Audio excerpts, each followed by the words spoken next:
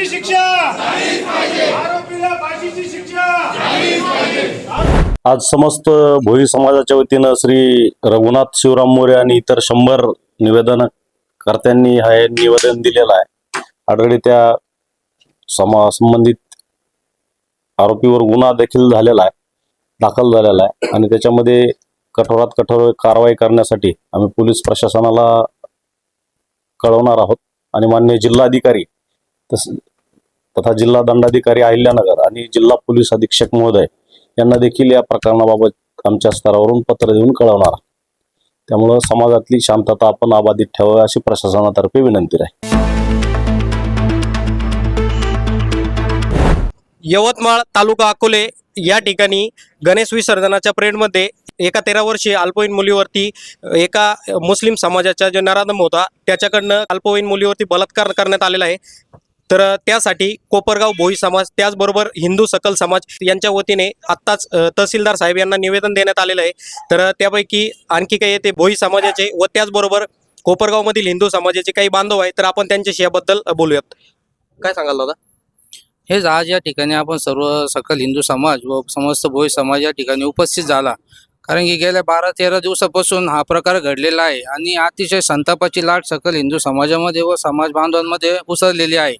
म्हणून या ठिकाणी आज आम्ही कोपरगाव तहसील या ठिकाणी निवेदन द्यायसाठी आलेलो होतो।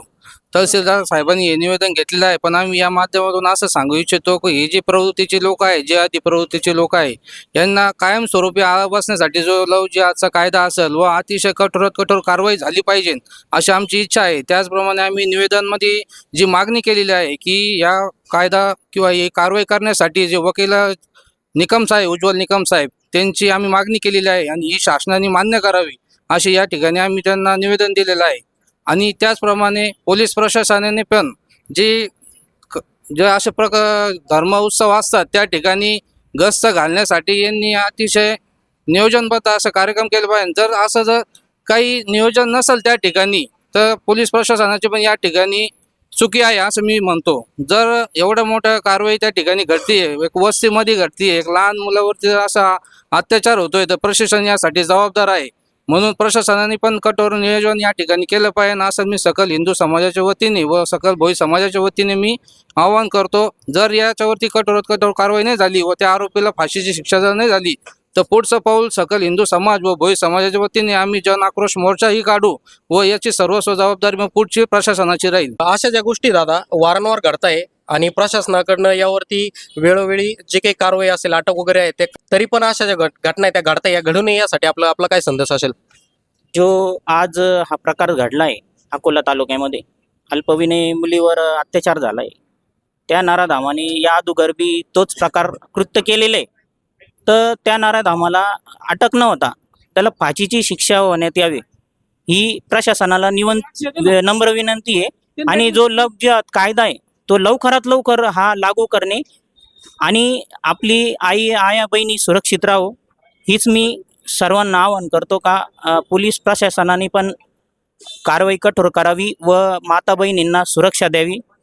एवढं बोलून मी 2 शब्द संपवतो। जय बोराज। अकोल्यामध्ये ज्या आपल्या हिंदू समाजाच्या भोई समाजाच्या मुलीवर जो गणपती विसर्जन दिवशी जो बलात्कार झाला, त्यासाठी आम्ही आज तहसीलदारांना निवेदन दिलं का त्याला जन्मठेप नको, त्याला डायरेक्ट फाशीची शिक्षा द्या, कठोरात कठोर कारवाई त्याच्यावर करा आणि ह्या ज्या जिहाद्यांपासून आपल्या हिंदू मुली वाचवण्याचं काम सरकारने याच्यावर ठोस निर्णय काहीतरी घेतला पाहिजे। लव जिहाद कायदा हा कडक केला पाहिजे आणि हे जे असे कोपरगावात अशा या जिहादी भाडव्यांनी काही करायचा प्रयत्न जर केला त्यांचा समाचार घेण्यासाठी सकल हिंदू समाज कोपरगाव हा भक्कमपणे उभा आहे आणि त्यांना याच्यापूर्वी समजलेलं पण आहे। धन्यवाद।